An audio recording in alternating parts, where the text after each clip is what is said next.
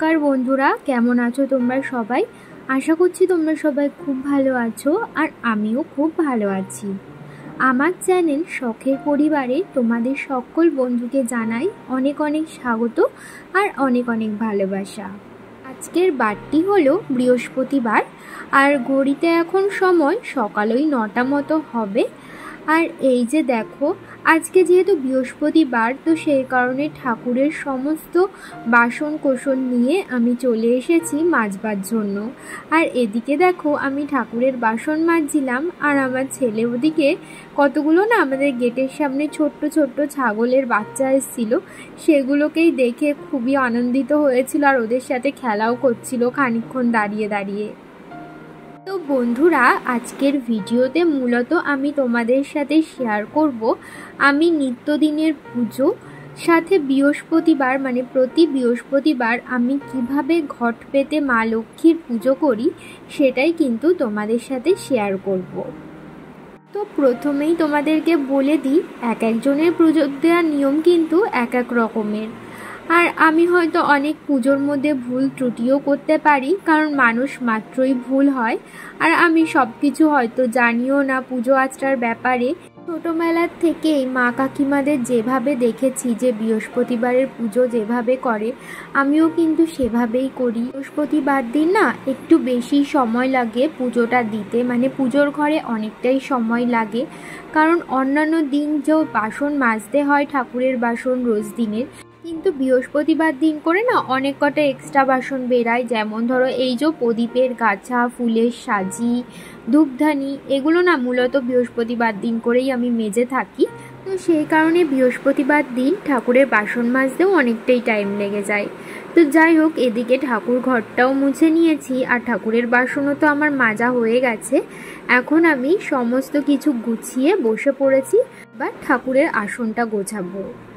আর এই যে বৃহস্পতিবার দিন করে না ঠাকুরের আসনের কাপড়টাও পাল্টে দিই। তো এই যে সবার প্রথমে এই আসনটা দিয়েই শুরু করলাম। এই আসনে দেখতেই পেলে কয়েকটা ঠাকুরের ফটো আছে। ঠাকুরের ফটোগুলো আসন থেকে প্রত্যেকটা নামিয়ে ঠাকুরের আসনে যেই কাপড়টা পাতা ছিল সেই কাপড়টা তুলে না ঠাকুরের আসনটা ভালো করে মুছে নিয়েছি। বাসি ফুল টুল অনেক সময় ঠাকুরের আসনে থেকে যায়, তো সেগুলোই না ছিল কয়েকটা, তারপরে হালকা ধুলোর আস্তরণও পড়ে। তো সেই কারণে ভালো করে মুছে পরিষ্কার করে অন্য একটা কাপড় পেতে দিলাম। আর এই যে দুটো চুড়ি দেখলে, সেটা না বৃন্দাবনের নিধুবনের রাধারানীর চুড়ি।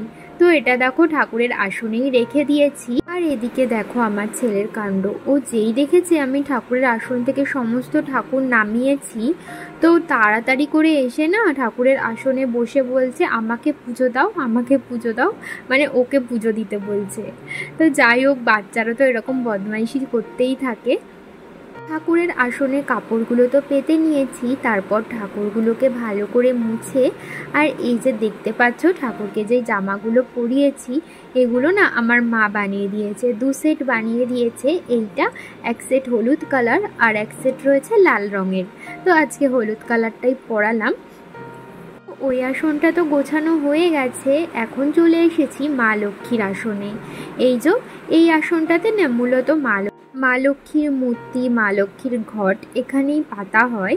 আর দেখতেই পেলে যে দুটো মা লক্ষ্মী, একটা মা লক্ষ্মীর মূর্তি আর একটা মা লক্ষ্মীর ফটো।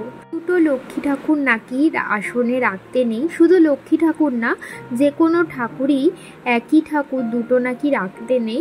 তো এটা আমিও শুনেছি, কিন্তু কি বলতো, এই যে ফটোটা দেখতে পাচ্ছ মা লক্ষ্মী, এটা না অনেক দিনের, মানে আমার শাশুড়ি মা সবার প্রথমে এই ফটোটা দিয়েই আর লক্ষ্মী পুজো শুরু করেন। তো সেই কারণে আর কি ফটোটাও রয়েছে। তো যাই হোক, দেখো ওদিকে আমি কিন্তু লক্ষ্মীর আসনের সমস্ত কাপড় পাল্টে তারপরে যেখানে যেই ঠাকুরটা ছিল সেখানে সেটা রেখে তারপরে চলে এসেছি এই পাশে আরও একটা ছোট্ট আসন পাতা আছে সেখানে। এখানে রয়েছে শিবলিঙ্গ, একটা লোকনাথ বাবার মূর্তি আর একটা রয়েছে দুর্গা ঠাকুরের মূর্তি। এই দুর্গা ঠাকুরের মূর্তিটা না আমার হাজবেন্ড কিনেছিল।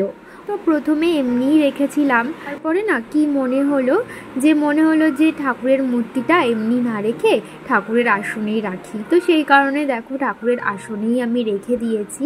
আর আমার মধ্যে না একটা লুপ্ত ইচ্ছা আছে, জানি না কোনো দিনও এটাকে পূরণ করতে পারবো কি না। আমার ইচ্ছা আছে যে বাড়িতে বাসন্তী পুজো করার।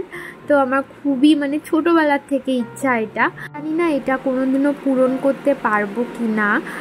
তো ভগবান চাইলে সব কিছুই হয়। ভগবান যদি কোনো চায় যে আমাদের বাড়িতে আসবেন, আমার হাত থেকে পুজো নেবেন, তাহলে নিশ্চয়ই আমি আমার এই ইচ্ছাটা পূরণ করতে পারবো, কারণ তার ইচ্ছাতেই সব কিছু হচ্ছে। তিনি না চাইলে আমি কিন্তু কিছুই করতে পারবো না।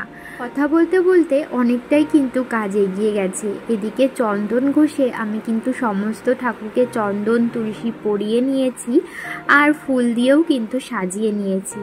যেই সাদা ফুলগুলো দিয়ে সাজালাম ওগুলো হচ্ছে আমাদের গাছের ফুল। আর আজকে যেহেতু বৃহস্পতিবার, পান, বেলপাতা, কলা এগুলো তো লাগবে ঘট পাততে, তো সেই কারণে না ফুল কিনে আনা হয়েছে। তো দেখতেই পাচ্ছ। আর এই যে ফুলের মধ্যে দুব্ব, তারপরে তুলসী পাতা সমস্ত কিছু মেশানো ছিল, তো সেই কারণে আমি সমস্তটা আলাদা করে নিলাম।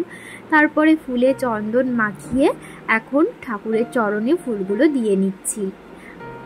আর আমার না পুজো করতে খুবই ভালো লাগে, পুজো বলে না, পুজোর যে কোনো কাজ করতে আমার খুব ভালো লাগে। পুজোর কাজ না আমি খুবই মন দিয়ে করি। আর এই যে বৃহস্পতিবারের যেই পুজোটা, এটা করতে না আমার সব থেকে বেশি ভালো লাগে। তারপরে ওই যে বৃহস্পতিবার দিন যেই পাঁচালি পড়ে, লক্ষ্মীর পাঁচালি, ওটা পড়তেও আমার খুব ভালো লাগে ছোট্টবেলার থেকে। যখন আমি হয়তো পারতামও না ঠিক করে ঘট পেতে পুজো করতে, তখন থেকেই না বৃহস্পতিবারে যদি কোনোদিনও স্কুল ছুটি থাকতো, সেদিনকারে না মাকে বলতাম, মা আজকে আমি পুজো দেব। বা রাত্রেবেলা সন্ধ্যাবেলা মা যখন সন্ধ্যা দিত, তখন তো পাঁচালিটা পড়তো বৃহস্পতিবারের, সেদিন আমি বলতাম যে আমি আজকে পাঁচালি পড়ে পুজো দেবো। আমার না খুবই ভালো লাগতো, আর এখনও খুব ভালো লাগে এই বৃহস্পতিবারের পুজোটা করতে। ফুলের সাথে না আজকে দেখলাম বেশ অনেকটা তুলসী পাতা দিয়েছে। তো তুলসী পাতাগুলো সমস্তটা না ছাড়িয়ে আমি একটা বাটিতে রেখে দিয়েছি, যেই বাটিটা তুলসী পাতা রাখি আর কি, তাহলে না ভালো থাকবে। আর এটা আমি বেশ কয়েকটা দিন তুলসী পাতা ঠাকুরের চরণে দিতে পারবো, গাছ থেকে আর ছিটতে হবে না। এদিকে আমার ঠাকুর গোছানো, ঠাকুরের আসন গোছানো হয়ে গেছে।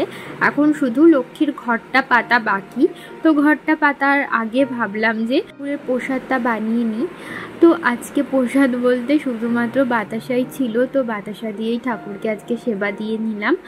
আর এই যে লক্ষ্মীর ঘরটা এখন পাতবো, তো লক্ষ্মীর ঘরটা পাতার আগে এখন এই যে প্রদীপটা জ্বালিয়ে নেব, আর ধূপকাঠিটাও জ্বালিয়ে নেব।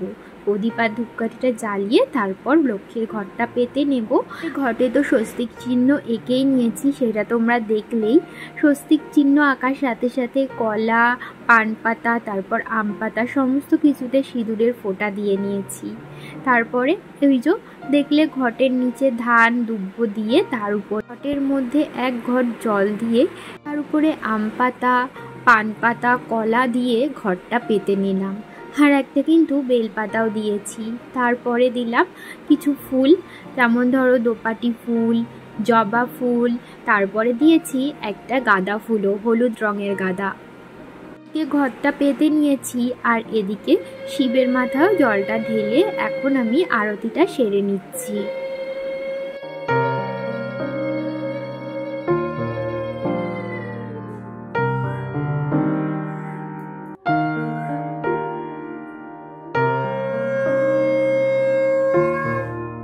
ঘরের পুজো আমার সারা হয়ে গেছে। তারপরে চলে আসলাম তুলসীতলায়, তুলসীতলার পুজোটা করতে। আর বৃহস্পতিবার দিন করে না ইচ্ছা করে একটু আলপনা দেবার, কিন্তু না সময় করে উঠতে পারি না। এই পুজো দিতে দিতেই আমার আজকে 11:30টা বেজে গেছিলো। আর আলপনা দিতে গেলে তো আরও একটু সময় লাগতো। আর যেহেতু ছেলেকে স্নান করানোর, খাওয়ানোর এগুলোর ব্যাপার থাকে না, তো সেই কারণে না রোজ প্রত্যেক বৃহস্পতিবার আর আলপনা দিয়ে উঠতে পারি না। তবুও মাঝে মাঝে চেষ্টা করি একটু আলপনা দেবার। তো এই যে দেখো, পুজো দেওয়ার পর আমি কিন্তু তোমাদের সাথে ঠাকুরের আসনটা ভালো করে একটু শেয়ার করে দিচ্ছি। এখন হয়ে গেছে বিকেল। তো বিকেলবেলা ভাবলাম আজকে যেহেতু বৃহস্পতিবার, পায়ে একটু আলতা পরি। প্রত্যেক বৃহস্পতিবার না ইচ্ছা করে পায়ে আলতা পরবার, তো আমি মাঝে মাঝে পরি।